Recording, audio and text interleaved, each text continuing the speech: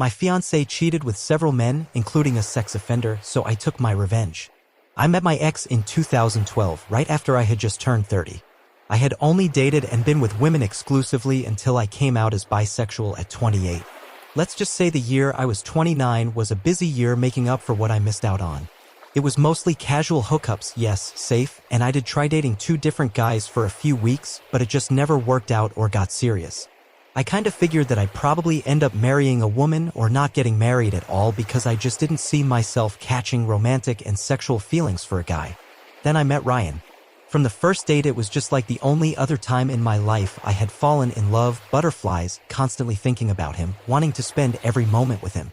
He fell for me hard too, and we became an item, though he did say while he considered my bisexuality a turn-on because he had a thing for straight guys, it also gave him pause because of my desires for the opposite sex and his concern it may lead me astray.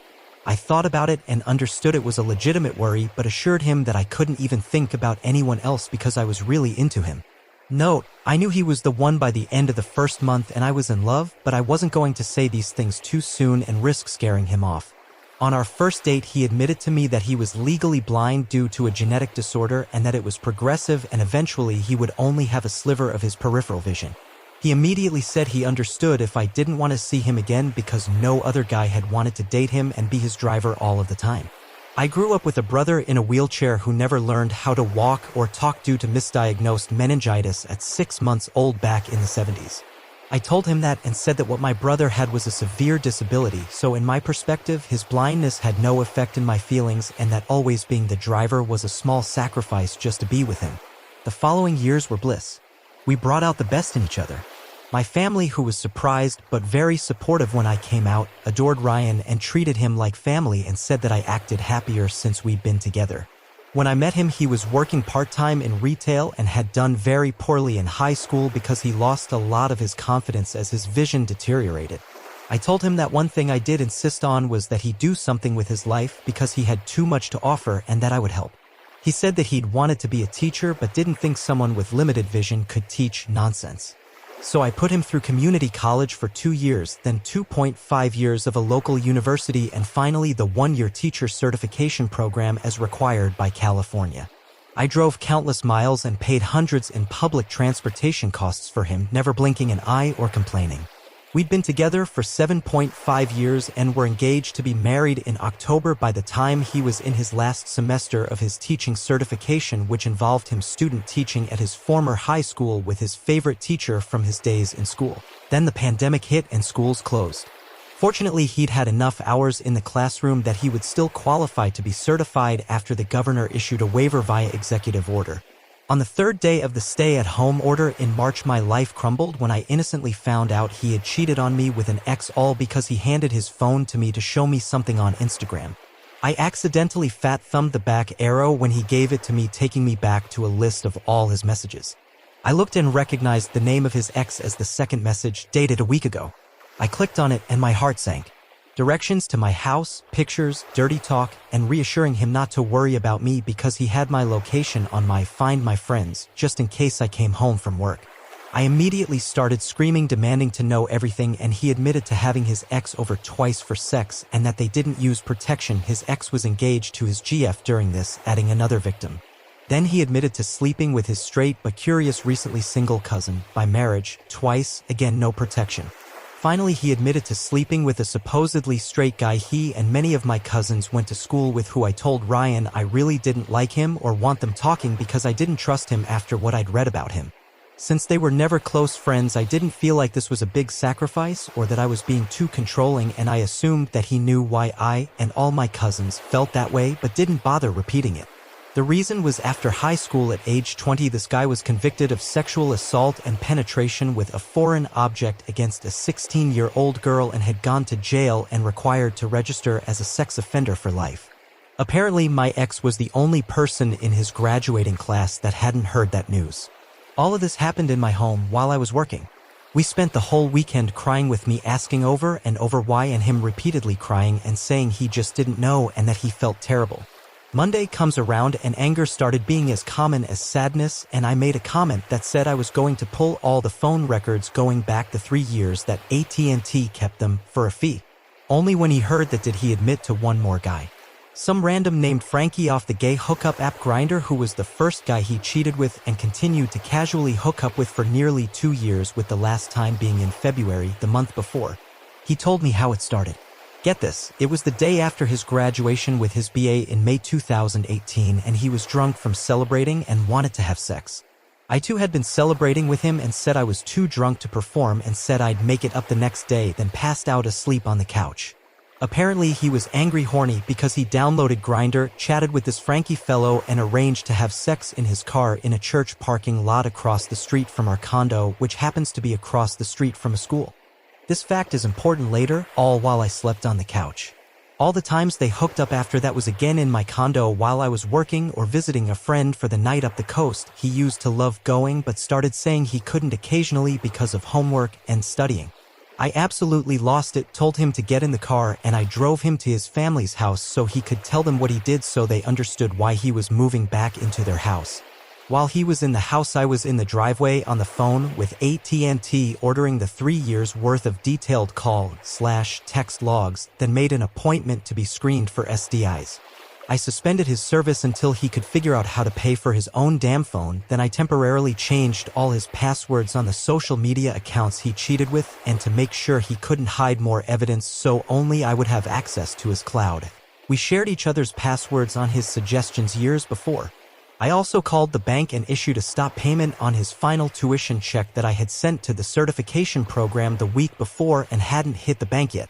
Before deleting his social media, except Facebook, I took screenshots of the entire Instagram conversation with his ex and mailed the conversation to his fiancé, who deserved to know so she could see a doctor and get tested too.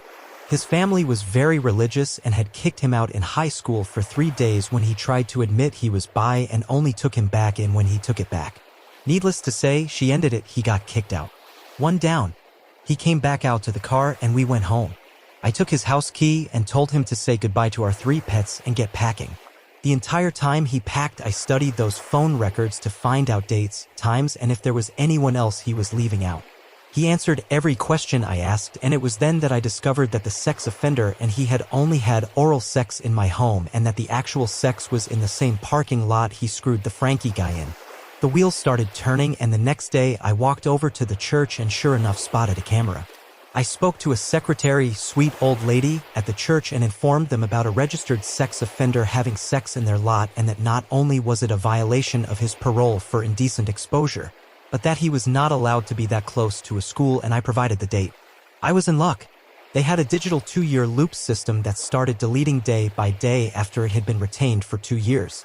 It was April 2020 and he first cheated with Frankie in May 2018, and the sex offender was in April 2019. I told them I was filing a police report and that probation would require a copy of it eventually. They said they would save the file and allowed me a thumb drive of both days to submit with my police report. Within a month, the sex offender was locked up again. 2 down. I also filed a police report against the Frankie guy. The police said it was a relatively minor infraction, but since it was across from a school playground and skate park, they would follow up, but there would be no jail time. I researched the hell out of Frankie and called him to confront him. He was smug and admitted to knowing about me the whole time.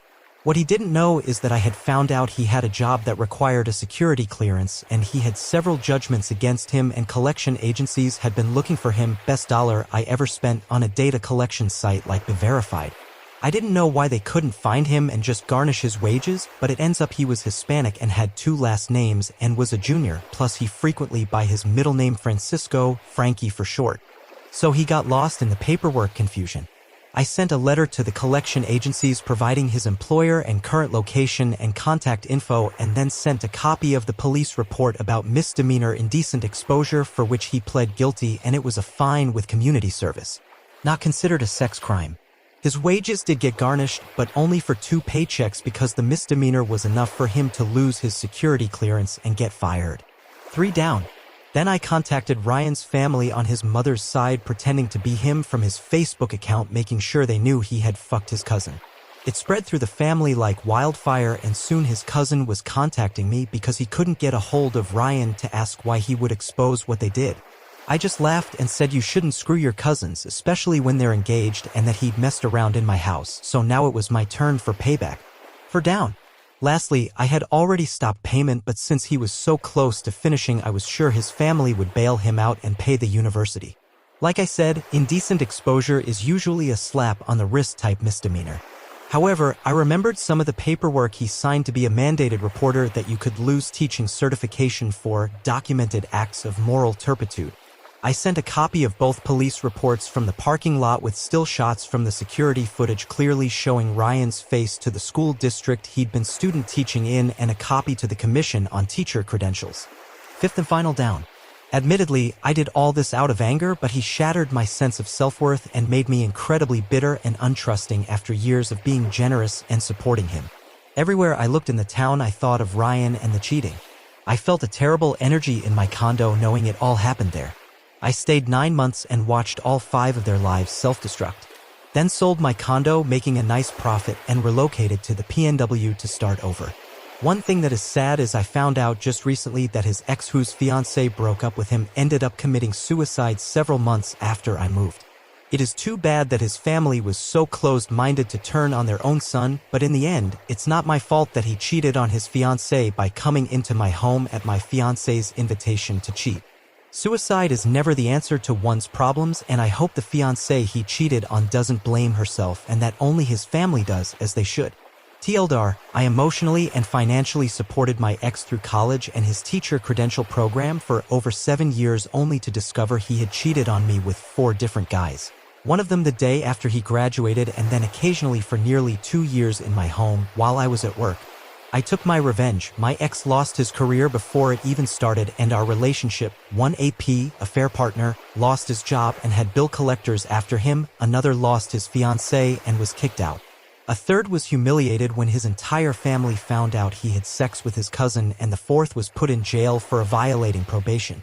Lesson: don't cheat and deceive or fuck around and find out.